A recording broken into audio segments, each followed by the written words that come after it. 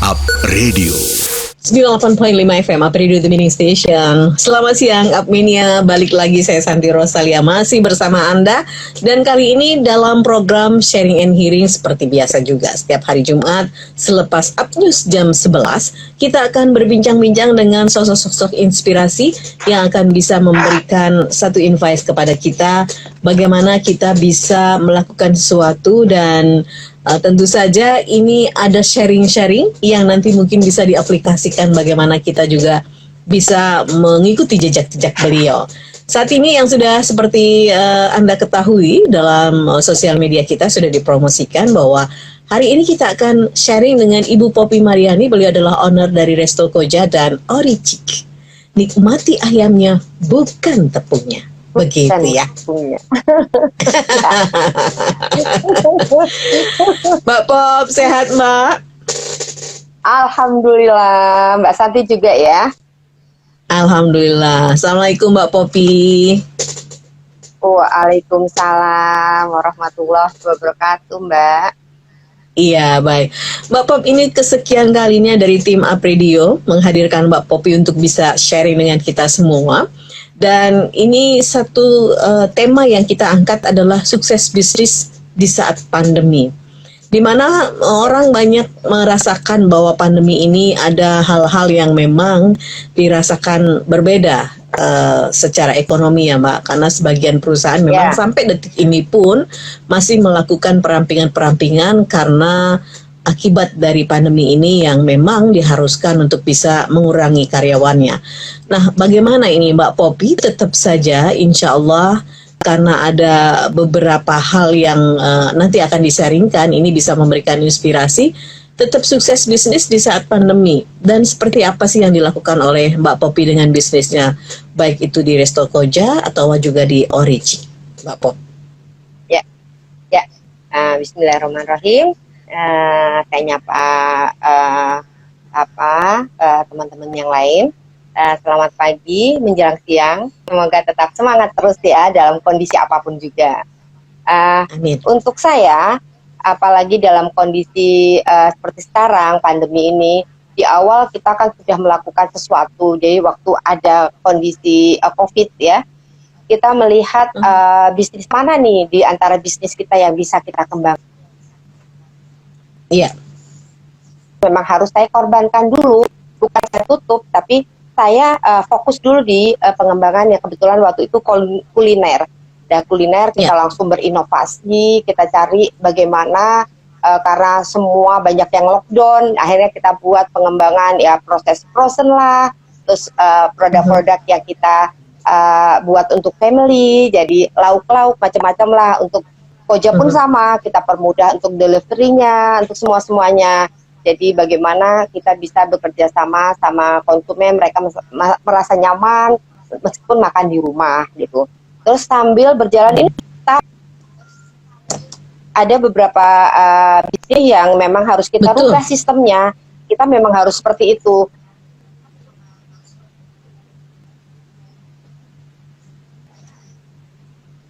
Pakai yang jemput bola lah. Misalnya kalau untuk di jam, karena memang sekarang orang juga bisa langsung lihat di HP di mana aja kan. Betul. Dan itu kita bagaimana kita memperbesar yang lainnya. Misalnya kita waktu itu untuk sisi perbaikan jam. Nah, itu kita jemput bola, kita ambil terus kita kirim dan itu bisa berjalan sampai sekarang alhamdulillah.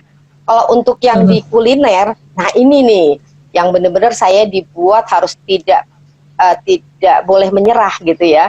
Dengan kondisi seperti ini, saya melihat kita lihat dulu peraturan pemerintah. Oh ternyata pemerintah punya peraturan prokes harus tetap dijalankan. Itu tetap kita lakukan. Terus untuk bisnis di dalam bisnisnya peraturan pemerintah. Ternyata pemerintah ada buka tutup harus dibuat peraturan. Jadi jam berapa buka, jam berapa tutup itu kita ikuti semua. Terus yang kedua kita karena kita harus memperhatikan kesehatan karyawan. Nah, itu yang saya lakukan. Karyawan saya setiap hari mereka harus makan harus minum pon-pon yang kita siapkan, terus kita sediakan kita siapkan vitamin-vitamin gitu untuk dia dan untuk keluarganya yang pulang ke rumah ya. Itu kita perhatikan. Okay. Terus yang ketiga adalah ini kuncinya. Jadi saya berusaha membuat inovasi baru. Karena kan sekarang kita lihat perilaku pasar itu daya beli sudah mulai menurun. Ya kan? Yeah. Nah, bagaimana saya harus tetap bertahan dalam kondisi seperti ini? Makanya saya akhirnya ini wah benar-benar yang harus tapi semangat gitu Mbak Santi. Jadi saya buat Koja itu punya segmen tertentu. Ya.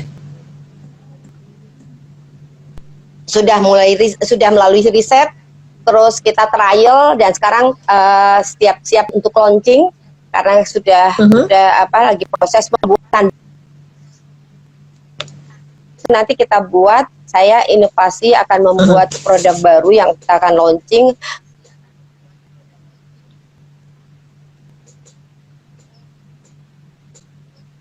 Cuman kita nanti pasarinnya di Origin karena marketnya di bawah dari Koja. 3 macam nasi, misalnya nasi kebuli, nasi biryani, nasi mandi Qatar. Kita sebutnya nasi mandi, nasi kebuli, dan nasi mandi Qatar. Ini kita buat segmen di bawah Koja, harganya lebih murah dari Koja, rasanya karena lebih soft dari Koja, jadi bisa dinikmati lebih banyak orang lagi. Dan itu kita sudah prosesnya, tinggal pembuatan bahannya yang kita nanti kirim-kirim untuk ke counter Oricik. Itu untuk yang macam-macam nasi tadi ya, untuk yang jadi tinggal sudah ready. Harga bisa lebih murah, rasa tidak beda, maksudnya rasa tetap enak juga, bisa dinikmati banyak orang. Terus untuk satu lagi saya buat produk yang jangka waktunya lebih panjang karena biar saya bisa ngirim ke seluruh Indonesia. Banyak permintaan yang selama ini kan saya tergantung dari proses pengiriman bahan-bahan kalau dia frozen. Kalau nggak ada sampai daerah situ kan nggak bisa dikirim gitu. Dan ini saya berinovasi, saya mencontoh yang sudah ada di pasaran. Tapi saya inovasi Mbak, yang di pasaran itu sekarang kan banyak tuh yang jual kemasan beras basmati dan bumbu. Misalnya ini nasi kebuli, ini nasi kapsah, nasi mandi, dan nasi biryani. Nah, mereka pengolahannya masih agak ribet karena dari semua yang saya coba masih harus menambah bahan. Misalnya kita mau buat nasi mandi, harus nambah bahan macam-macam lagi kan, ada susunya atau ada yogurtnya atau terus pakai bawang bombay. Jadi konsumen masih bekerja lagi menyediakan itu. Nah, ini saya permudah lagi. Jadi sampai konsumen dengan harga yang tidak mahal, konsumen cuma menambah air, taruh di rice cooker, diamkan sesaat karena ini berasnya basmati, itu memang semua basmati harus melalui tahap perendaman dulu. Kan dia keras kalau tidak direndam. Ya, merendam.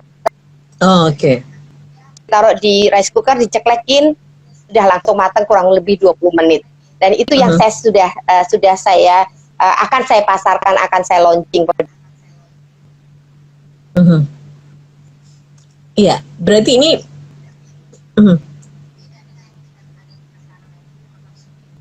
betul. Kan dalam kondisi pandemi seperti ini. Inovasi tidak pernah berhenti. Betul. Nah, Mbak, ini yang mau di package agak lama beras ini berarti nanti bumbunya dalam bentuk bubuk atau apa, Mbak? Udah include dengan berasnya. Jadi saya jual berasnya? Beras kering yang udah berbumbu. Beras kering yang sudah berbumbu. Ya, tidak ada yang nggak harus dicampur apa-apa lagi.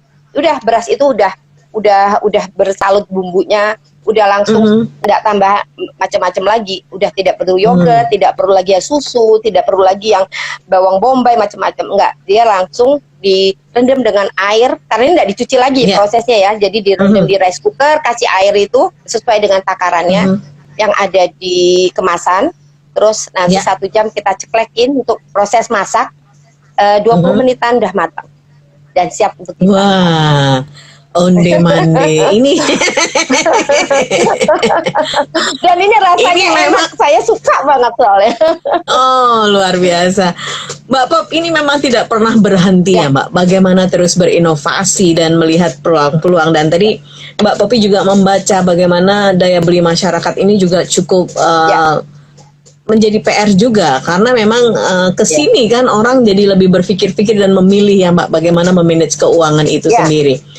Nah, Mbak Bob, ini untuk yang macam-macam nasi akan masuk dalam counternya Oricik. Untuk yang ready, kita masuknya ke counter Oricik, Okay. Jadi kalau yang kemasan yang kering tadi itu sebenarnya untuk oleh-oleh, jadi bisa di Oricik, bisa di Koja, dan nanti kita mungkin buka untuk reseller. Saya akan pasarkan melalui online. Ya. Betul-betul. Ini memang eranya sudah online semua, jadi ini juga praktis tadi ya, Mbak. Beras yang sudah berbumbu dan membuat orang tidak repot lagi, tetapi bisa merasakan bagaimana, kan orang tidak semuanya bisa, Mbak, bikin nasi kebuli. Ya betul ya, Mbak. Kemudian briliani, itu kan susah banget ya. Mikir bumbunya aja udah pusing, Mbak. Ya, rempahnya banyak soalnya. Rempahnya banyak dan nggak familiar lah untuk orang Indonesia ya, kecuali mungkin orang-orang yang biasa masak dengan macam-macam bumbu yang komplit mungkin ya. Kalau ibu-ibu muda benar-benar jarang tahu itu bumbu-bumbu itu. Iya, betul. Nah, Mbak, ini kalau tadi yang nasi sudah dalam kemasan bumbu itu lauknya apa aja sih, Mbak? Itu kita sebenarnya gini, tadinya saya kan mau buat yang pasta untuk lauknya yang jadi satu di sana. Dia tinggal dimasak di berasnya itu. Tapi saya pikir karena saya mungkin itu next ya. Ini proses memang harus. Jadi saya itu gini, saya itu punya keinginan, suami saya juga sama, kita sering sama, kadang-kadang bentur-benturan, dan kita maunya cepat gitu. Saya nggak tahu dari setiap buat proses apa aja yang saya jual, seperti kayak Oricik lah. Oricik itu dalam waktu 1 bulan apa 2 bulan tuh kami saya langsung pasarin. Padahal saya masih belum pede waktu itu, sudah 3 bulan baru saya pede untuk pasarin. Betul. Karena itu benar-benar di luar dari auto the box sudah ya. Maksudnya, saya kan orangnya terlalu perfect gitu. Kalau kayak gini kan. Kalau suami saya, ayo nanti bisa berkembang gitu kan. Nah itu akhirnya kebawa sampai sekarang. Jadi kayak buat nasi ini sudah lama keinginan, tapi saya belum tahu, belum ketemu gitu. Selalu belum ketemu kuncinya. Terus agak putus asa, agak malas gitu ya. Terus terus akhirnya kemarin itu kok nggak tahu tiba-tiba kayak punya inspirasi aja bangun tidur, mau kerjain ini, kata suami sampai kaget-kaget. Jadi ini waktunya singkat juga. Jadi kita pesan packagingnya pun, terus kita mulai buat waktu kita trial. Itu tuh disambi semua, jadi trial sekalian semua dikerjain gitu. Akhirnya itu jadilah yang sekarang ini kita lagi proses pembuatan bahannya, terus packaging masih belum selesai, dan itu yang terjadi. Tadi pertanyaan apa ya, agak bingung. Tadi kebanyakan jawab, bingung. Itu tadi lauknya masih dalam proses nanti ya, Mbak ya. Lauknya. Cuman kita juga menyiapkan, Mbak. Jadi kita sudah antisipasi yang lebih gampang itu karena lauk sudah ada kan, lauk-lauknya kita sudah buat kan. Maksudnya selama ini di Koja juga ada, terus saya juga frozen sudah ada. Jadi saya tinggal yang saya perbaikin proses frozen. Jadi kita menyediakan lauk-lauk frozennya. Ini packagingnya kita lebih buat di vakum lah, jadi bisa lebih lama juga. Cuman belum berupa yang rencana saya di pasta atau kering itu enggak. Belum. Enggak tahu next ya, tapi yang saat ini saya menyediakan lauk-lauknya berupa frozen yang kita vakum. Ya, jadi bisa lama lah. Ya. Bisa lama ya, untuk pengiriman jarak juga bisa mungkin lebih jauh ya. Ini yang penting sebetulnya ya, Mbak ya. Baik, nah ini yang nasi bumbu ini sudah mulai di launching kapan nih? Nah itu Mbak, saya sambil nunggu. Saya ikut-ikutan Pak Mirza loh. Pak Mirza, Pak Mirza cepet-cepet, saya juga pengen tahu nih. Ini packagingnya, kalau trialnya terus sudah berjalan dan sudah sudah selesai. Kita lagi proses pembuatan bahannya, karena itu kan ada beberapa kali tahap ada pengeringan, ada proses pembuatan bumbunya. Itu bumbunya harus berupa pasta dulu, Bu, dari basah ke pasta. Pasta saya sudah nyoba kering langsung, ternyata nggak bagus. Akhirnya dari pasta kita nanti mix, terus kita proses pengeringan, terus baru packaging. Nah, ini sudah tahap itu. Ini udah tahap itu. Tinggal itu jadi bahannya sudah ada, terus kita packing, kita pasarkan. Sambil berjalan pembuatan izin-izin yang lainnya. Itu. Siap. Ini teman-teman dari Estri sudah pada nongol nih, ada Rorokenes Indonesia. Ini bumbu tabur gurihnya Oricik, enak banget. Alhamdulillah. Alhamdulillah. The Pastry Homemade, bikin gongso limpa. Ini gongso limpa juga jadi andalan ya, Mbak Popi ya? Itu saya buat pada saat pandemi yang pertama tahun lalu. Jadi kita buat jenis macam-macam lauk untuk family. Jadi salah satunya ada babat gongso yang bisa dipakai, bisa dimakan langsung, atau kita buat untuk nasi goreng. Ya, untuk nasi goreng. Babat gongsonya itu berarti di frozen itu, Mbak? Ya, kita semua di proses frozen, tapi tidak membuka kalau mereka konsumen mau yang ready to eat. Jadi kita langsung panasin dari rumah, kita packing, terus kita kirim. Baik. Ini memang memang teknologi ini juga sebetulnya membantu ya teman-teman di kuliner untuk bisa terus berinovasi, dan catatannya tidak boleh menyerah ya. Jangan sampai menyerah dan berhenti. Betul. Mbak Pop, apa sih yang mendorong atau yang memotivasi Mbak Popi untuk selalu melakukan inovasi-inovasi ya? Apa yang mendorong itu sehingga Mbak Popi tidak pernah berhenti untuk selalu berpikir bagaimana terus-menerus itu? Ya, pertama mungkin karena karena dari awal pun sejak saya terjun itu saya sudah punya keinginan. Di awal-awal sih masih ngambang, sampai suami saya bilang ini bisnis terakhir ya, kalau nggak diseriusin nanti di rumah aja ya kayak gitu kan. Udah dipikir-pikir lah.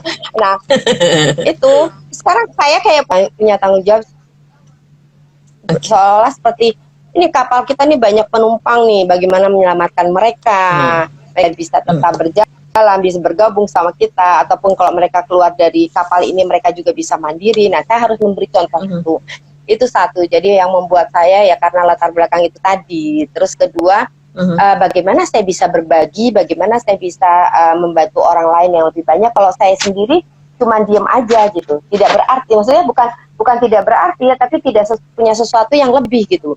Karena dari dulu pun saya ingin di mata suami, di mata anak saya atau karyawan saya, mereka bisa melihatkan menjadi panutan gitu, bukan panutan yang berlebihan sih, jadi yang sederhana aja. Jadi bagaimana ibu ini bisa gini, jadi menyenangkan mereka, bisa berbagi untuk mereka lah ya, itu yang membuat saya, kenapa saya tetap harus jalan ini bisnis saya, tetap harus saya lakukan inovasi agar tidak diam di tempat, harus tetap bergerak gitu Mbak Santi. Mungkin itu dua itu yang terlalu terngiang di kepala saya, di hati saya gitu.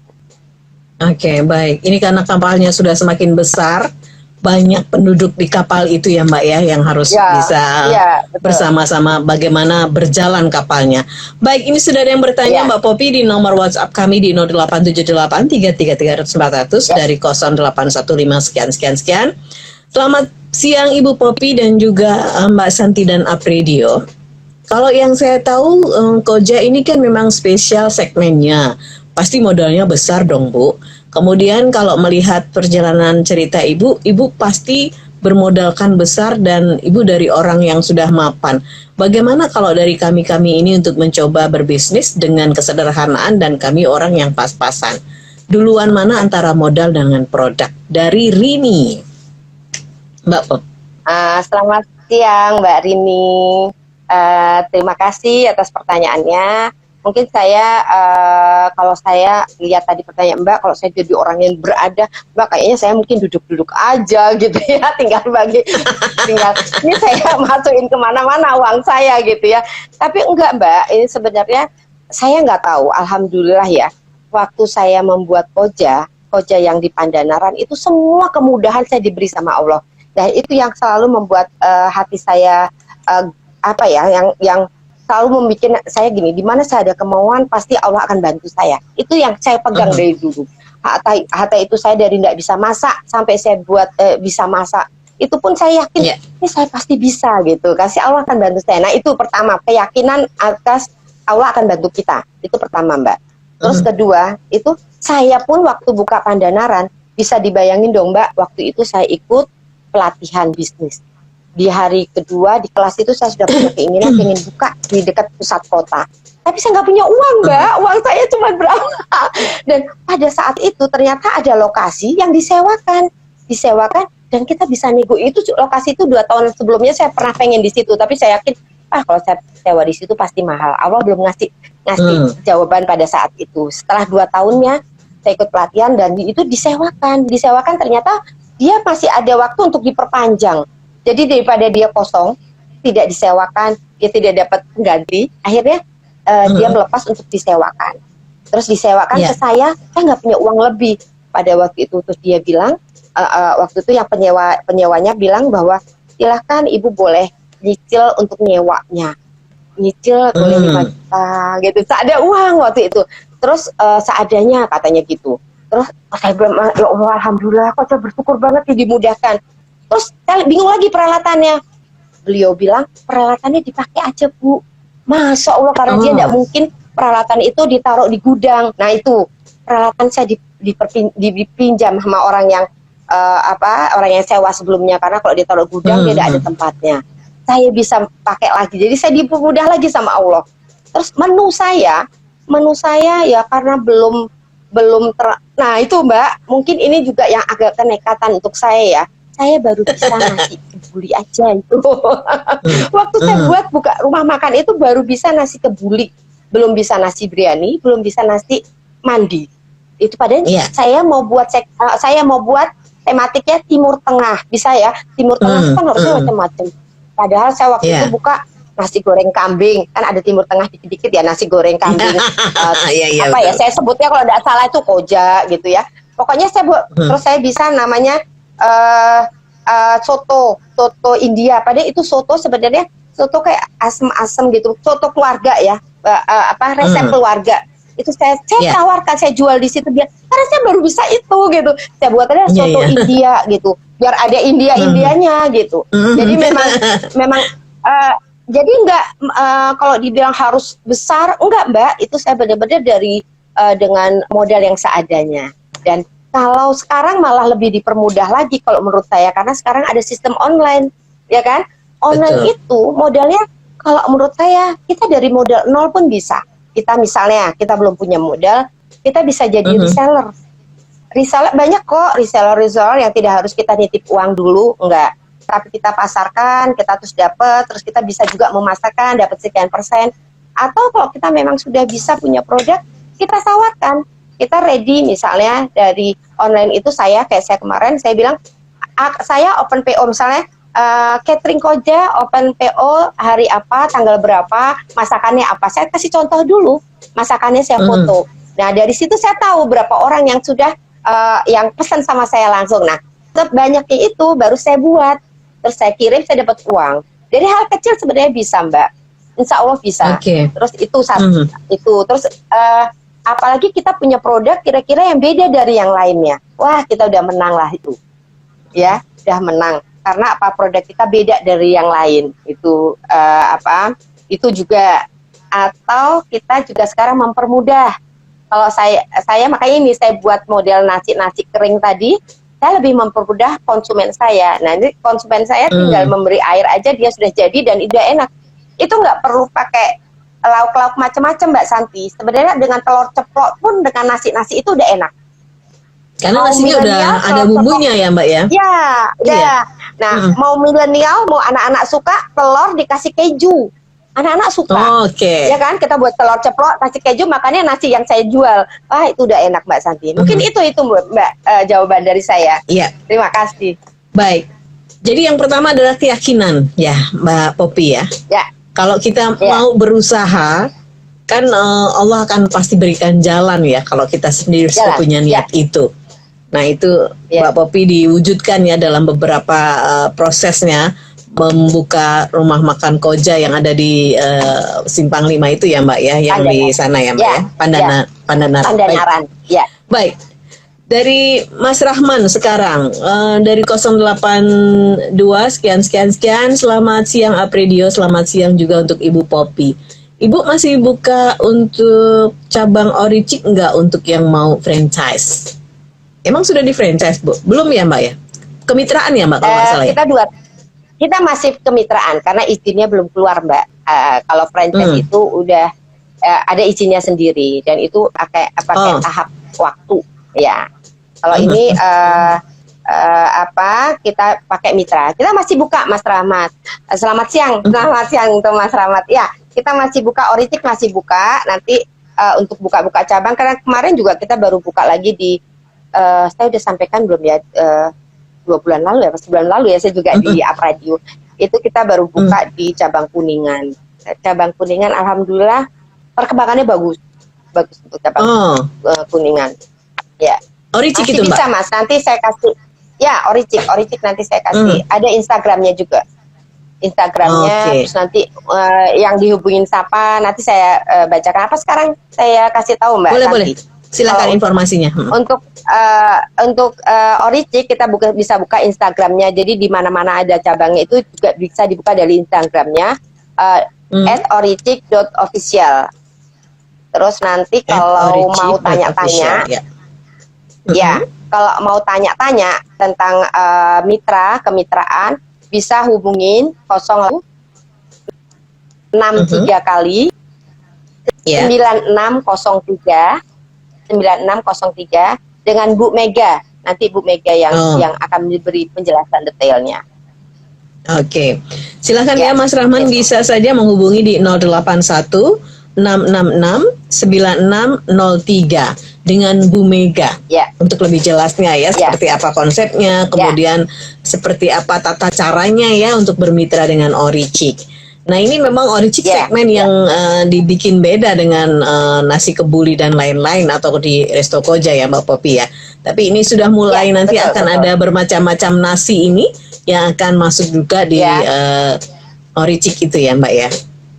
Iya betul di Oricik. Nanti ada macam nasi.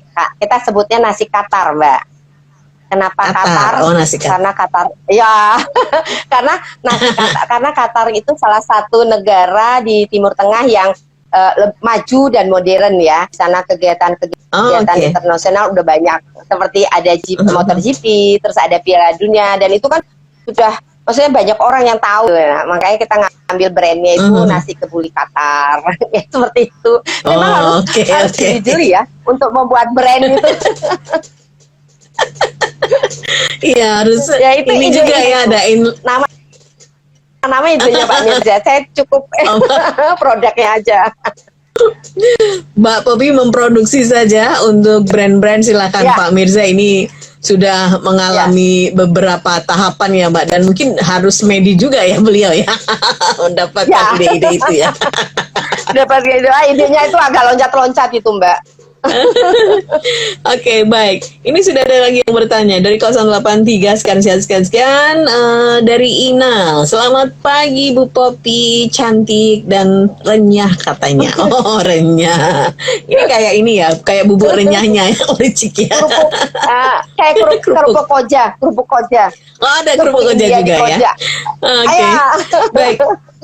Ibu Popi kalau boleh tahu di mana saja sih Resto Koja itu yang ada di Semarang, kemudian di luar kota ada nggak ya?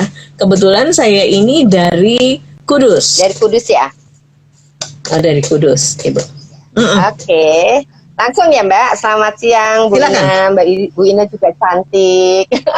Kita perempuan deh Bu, kalau kita perempuan cantik ya. Pada lari semua. Iya, kalau di siang ya Bu. Gini, mungkin untuk Koja saya sempat saya buka cabang di dekat Citarum. Tapi saya sendiri enggak terlalu fokus ya Bu untuk ke cabang satunya dan malam, karena waktu itu juga memang agak banyak yang kita juga mau buka produk oricik apa-apa, jadi saya nggak terlalu kontrol. Jadi memang kita penurunan, terus lokasinya juga sebenarnya lokasinya juga tidak bagus sebenarnya waktu itu kita buat untuk Koja. Akhirnya kita tutup. Saya cuma ada satu di Pandanaran 1 nomor 33. Kita untuk Koja belum buka cabang. Saat mau buka cabang, tapi konsentrasi lagi kembali ke konsentrasi ke oricik waktu itu. Memang yang kita buka cabang-cabang, kita kasih bisnis untuk teman-teman yang mau kerjasama, bermitra, itu khusus di oricik dulu. Untuk Koja belum, karena Koja itu banyak sekali bahan-bahan yang memang harus kita persiapkan kalau kita harus buka cabang. Karena kan ada sebagian kita masih impor bahan-bahannya. Ya. Ini untuk yang di bawah Koja tadi, segmen yang saya bilang nasi Qatar, itu kita mix juga, masih ada mix dengan bumbu luar, tapi kita perbanyak bumbu lokal. Jadi harganya bisa lebih murah dan rasanya tidak tetap bisa dinikmati sama banyak orang. Rasa juga sih sebenarnya. Ya. Karena kalau nggak enak saya nggak pede bu jualnya. Jadi ini mungkin disesuaikan lidahnya dengan lidah yang sudah Indonesia banget ya Mbak Popi ya. Kalau yang kebuli itu kan memang betul-betul yang Timur Tengah itu kan bumbunya betul-betul berasa banget ya Mbak ya. Gitu. Ya.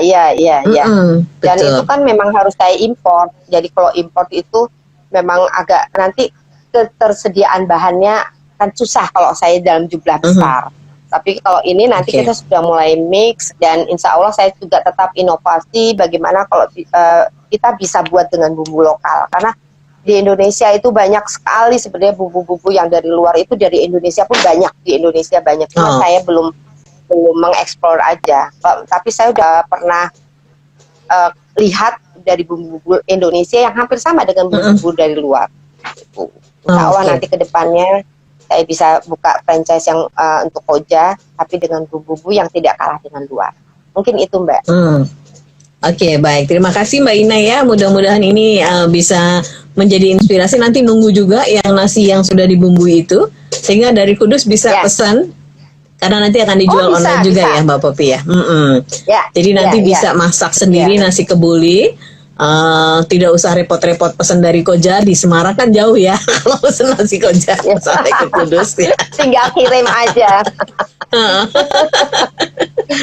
Baik, Mbak Pop, ini masih dalam proses packaging. Kemudian nanti akan sebentar lagi di launching di pasar dan akan mulai dipromosikan.